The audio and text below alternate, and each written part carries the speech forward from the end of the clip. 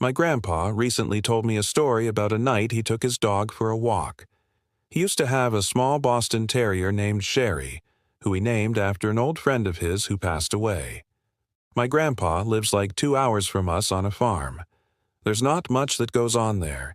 He lives with his wife, Mary Ann, who he married 15 years back. Every day, Mary Ann would take Sherry for a walk in the morning, and my grandpa would take her for a walk in the evening. On a regular walk during sunset, my grandpa was walking Sherry down the dirt path that ran along the woods next to their property. He passed by another person on the trail who Sherry instinctively barked and pulled towards like most dogs do when they see strangers. My grandpa said hello to the stranger who had a large hood up, but the stranger just walked past without even batting an eye. So he and the dog kept walking. Sherry kept looking back every so often and barking. However, my grandpa was home to shush and yank at the leaf to keep him walking. Eventually, my grandpa would turn around to look at what Sherry could be barking at. The stranger who passed him by a few minutes earlier was stalking him from behind a tree in the near distance.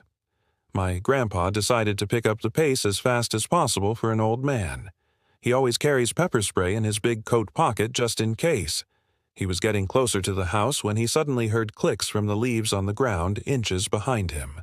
But before he could turn, he felt the warmth of a glove cover his mouth and nose, preventing him from screaming or breathing. My grandpa says he could hear Sherry barking and biting at the stranger, which might have helped in loosening the man's grip a little. My grandpa came as close as he could to a run to escape back to his house. He was perfectly okay.